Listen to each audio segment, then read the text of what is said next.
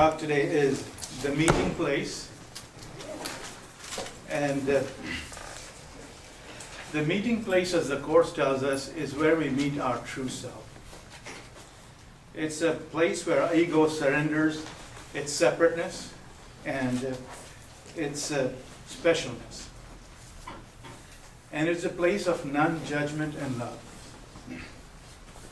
The Course tells us that we can't get there on our own, but it comes to us when we're ready. I noticed that there are three things that can help us to get there. One is forgiveness, the other is understanding perception, and the third is being at home with reality.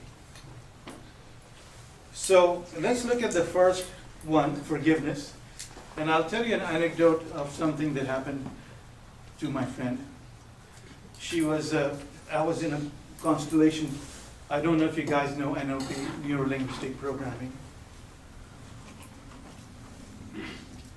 But I was in a neuro-linguistic programming group, and there was something called constellation, which is like a group of people get together and they try to solve their problems by picking people from the audience to represent their own family members. So this woman, she had a problem and she chose someone to represent her stepfather, and she chose other family members to be represented by other audience members, and herself as the main person. And the problem that she had was that she was abused as a child when she was about 9 years old by her stepfather. And she felt a lot of anger and hostility, resentment, fear, a lot of these negative emotions. And she wanted to let that go, and she didn't know how to. So the constellation played itself out. The way it works is that the people in the group are in a circle, and then in the middle there are other people who represent her family system. And the family system has all these people that she had chosen. And those people in the family system, somehow or the other, when they hold the place of the person they're representing, they begin to energetically behave in ways that are similar to the family members. So after a while, it started to become apparent that she herself was not really angry and hostile and fearful. But all her family members felt that she should be that way. She should feel angry, she should be resentful, she should feel like she wanted to punish her stepfather. And when she started feeling that way, when she realized her own feelings, she became more confused, because she couldn't figure out whether she should live her life as she wanted to or as society and her family wants her to. And I'll tell you how it played out. But later, people also asked, if you forgive this person, does that mean that those who are perpetrators should be forgiven? Should we not punish those who do these things? And the answer to that was that every person has his own life to lead. And you cannot impose your own beliefs on others. That's what society to do, or the legal system to do. We cannot say that this person must suffer because this person did this and this. Society takes care of that, and the legal system takes care of it. So the stepfather had his own issues to be played out. She had not brought it up in a legal manner or taken it to the police. But what started to happen was that as she noticed that it was not her own desire to punish her stepfather, she started to feel love. And that's very difficult to explain to people, that you could love someone who did this to you. But it was her personal feeling. It is not necessary that everyone feels that way, but her own personal feeling was a feeling of love. So, and she started, when she had that feeling, she started to break down and cried and cried and cried. And the people that were in the constellation, they started to soften a little bit, but they were not fully convinced that this is how it should play out. But she and her stepfather, who represented her stepfather, the man who represented his stepfather, came together and gave each other a hug. And after that, I was in the audience and I could see that her face started to become very peaceful and relaxed. And you could see the signs of happiness on her face. And then she sat down, and then there was a discussion as to what happened and what is right and what is wrong. Now, this NLP, neuro-linguistic programming, is a faster way of healing yourself. It's like psychology.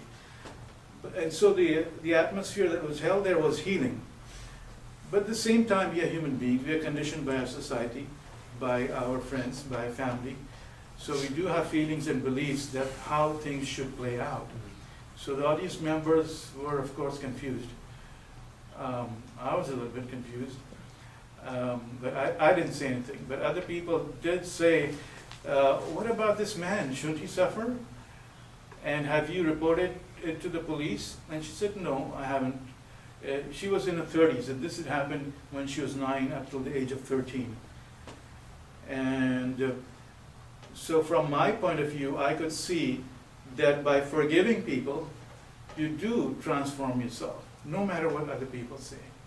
You know, I mean, there are such great atrocities in the world that we can't, when we look at it, we say we can't forgive.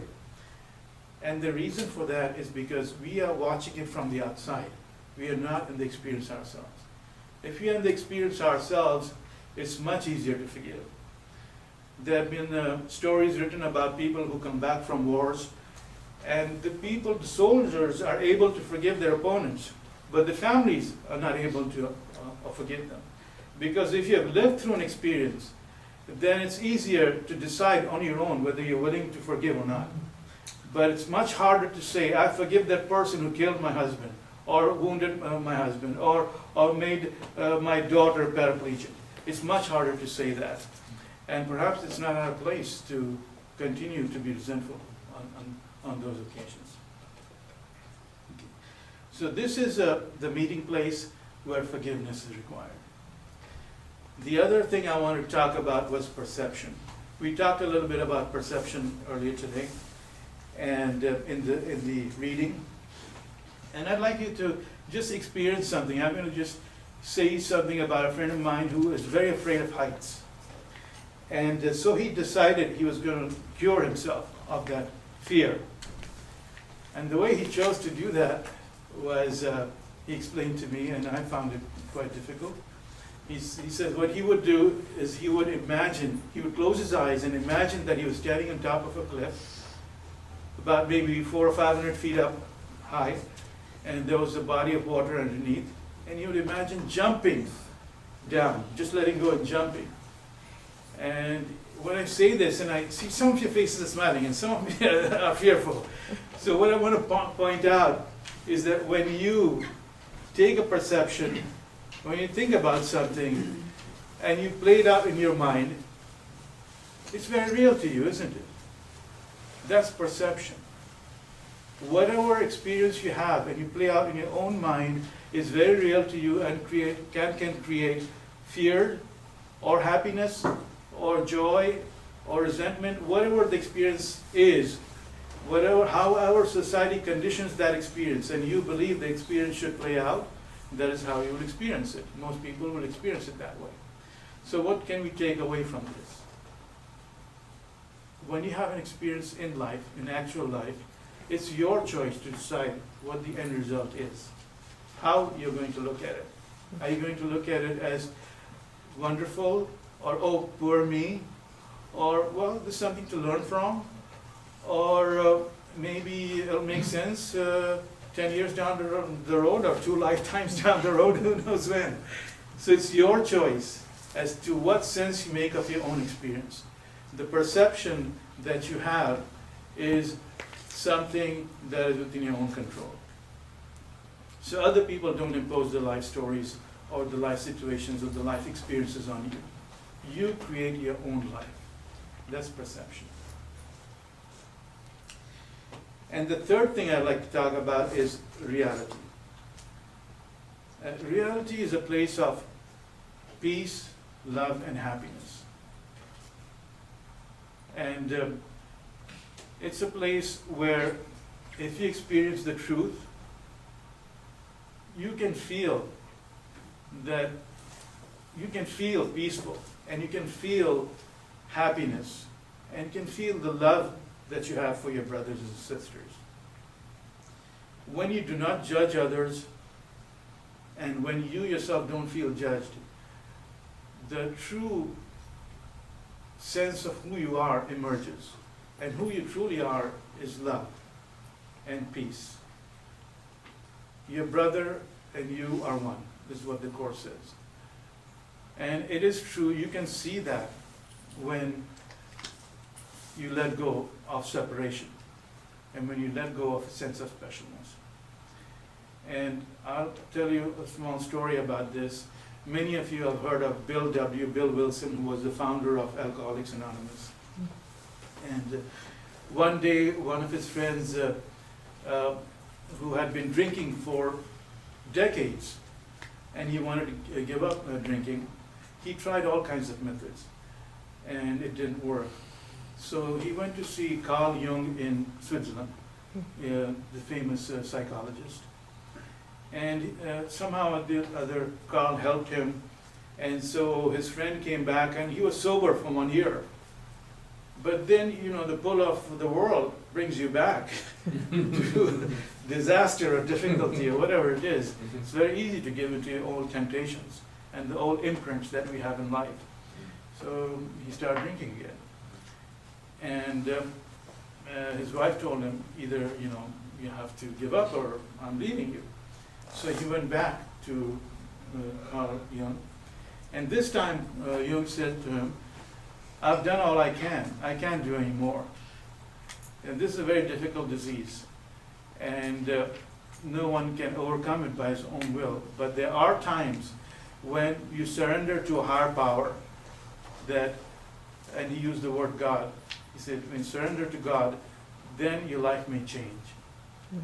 So his friend came back, joined a group called Oxford Group, and in that group, the idea was to surrender your will to a higher power. And when he did that, he kept working with it, and over the course of time, he completely became free of his desire to drink. So his name was Fowler.